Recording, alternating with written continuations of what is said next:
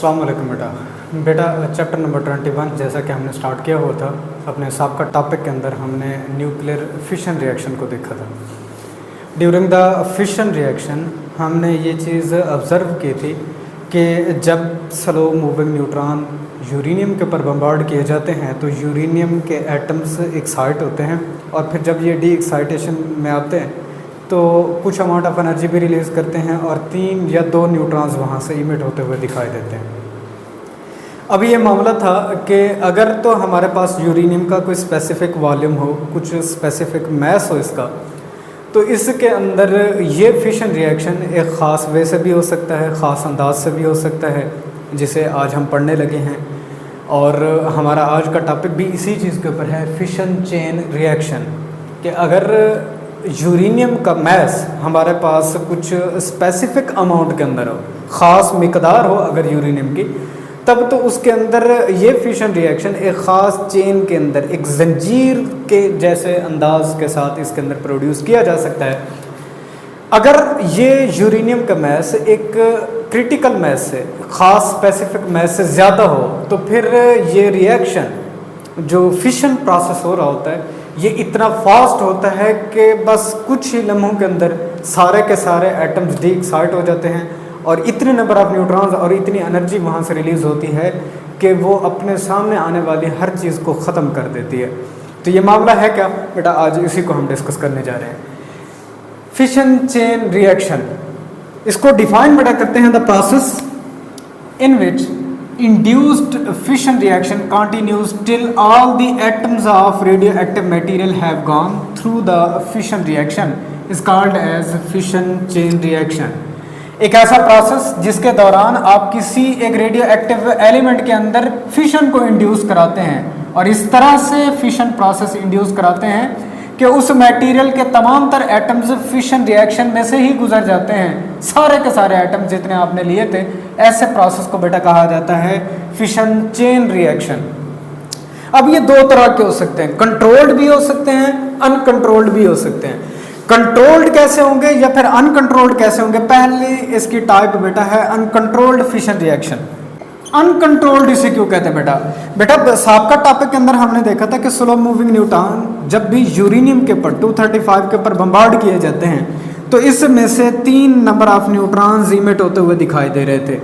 3 या 2 number of neutrons emit होते हैं। अब अगर इस यूरेनियम के काफ़ी सारे एटम्स आपके पास मौजूद हों तो ये 3 न्यूट्रॉन्स आगे फर्दर मजीद एटम्स को एक्साइट करेंगे और उनमें से न्यूट्रॉन्स खारिज होंगे और इतने नंबर ऑफ न्यूट्रॉन्स यहाँ से देखिए, पहले 3 थे, अब ये हो सकता है एक फिर मजीद 3 न्यूट्रॉन्स खारिज कराए, दूसरा मजीद 3 न्यूट्रॉन खारिज कराए, तीसरा मजीद 3 न्यूट्रॉन खारिज कराए, तो तीसरी स्टेज के ऊपर 9 न्यूट्रॉन्स खारिज होते हुए दिखाई देंगे।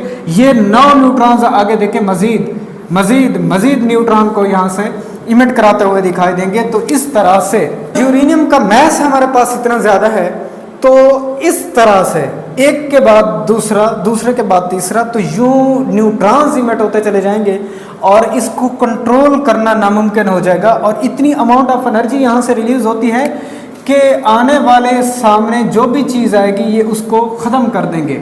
और ये मामला हमने कहाँ पर देखा है? एटॉमिक बम के अंदर।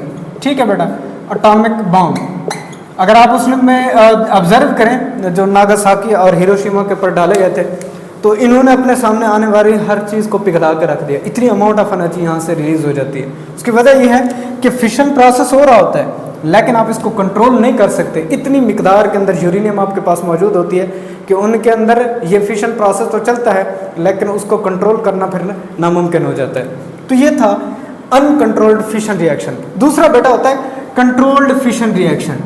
कंट्रोल्ड कैसे?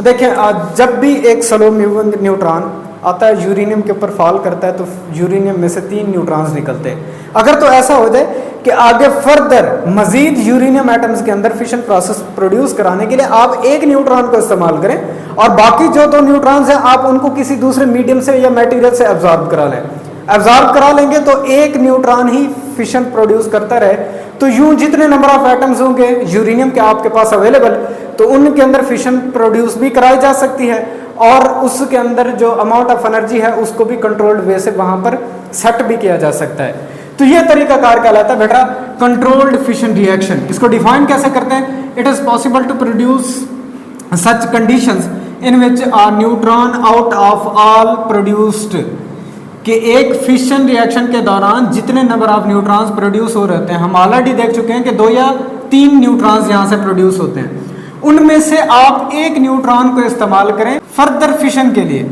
ठीक है, कि ये मजीद फिशन यही जाकर प्रोड्यूस करे, and the remaining neutrons are escaped or absorbed in some other the medium, कि बाकी जो न्यूट्रॉन्स हैं इनको या तो एस्केप करा दिया जाए या एब्जॉर्ब करा दिया जाए बाकी दूसरे मीडियम से। दूसरे मीडियम में कौन से हैं? यूरेनियम के अलावा दूसरे मीडियम से इस्तेमाल किए जाते हैं जो इनको एब्जॉर्ब करते हैं। तो ये जो तरीकाकार है, ये जो प्रोसीजर है, इस तरह के रिएक्शन को बेटा क्या कहा जाएगा? कंट्रोल्ड फिशन रिएक्शन कहलाता है। अब यहाँ पर गौर करें, फर्ज कर लें हमारे पास एक यूरेनियम 235 का ये एक कोई रॉड है और इसके अंदर हम एक न्यूट्रॉन बम्बार्ड करते हैं। अब इसमें से 2 न्यूट्रॉन्स आप किसी एक दूसरे मटेरियल की मदद से एब्जॉर्ब करा लें, एक न्यूट्रॉन को फर्दर मजीद आगे इस्तेमाल कर लें कि यूरेनियम के अंदर फिशन प्रोसेस प्रोड्यूस करे। तो इस तरह के अंदाज से आप चेन रिएक्शन प्रोड्यूस करा सकते हैं। अब इसके लिए 2 टर्म्स का समझना ज़रूरी है कि कब हम किसी यूरेनियम सैंपल के अंदर चेन रिएक्शन प्रोड्यूस करा सकते हैं, फिशन चेन रिएक्शन प्रोड्यूस करा सकते हैं, और कब हमारे पास वो कंट्रोल्ड होगा या अनकंट्रोल्ड होगा। उसके लिए 2 टर्म्स पहले अंडरस्टैंड करें। बेटा एक चीज़ होती है क्रिटिकल मैस, दूसरा होता है critical volume. Critical mess, the minimum mess of uranium that can sustain the chain reaction. Uranium का वो थोड़े से थोड़ा सा मैस जिसके अंदर आप चेन रिएक्शन सस्टेन करा सकें, मेंटेन करा सकें, ऐसे मास को बेटा कहते हैं क्रिटिकल मास, और ये यूरेनियम का क्रिटिकल मास होता है। इसके बाद दूसरी डेफिनेशन है क्रिटिकल वॉल्यूम की। Volume of critical mass of uranium is called as critical volume. एक क्रिटिकल मैस यूरेनियम को जो आपके पास मौजूद होगा उसका वॉल्यूम क्रिटिकल वॉल्यूम कहलाता है। अब यहाँ पर 2 बातें जहन में रखिएगा।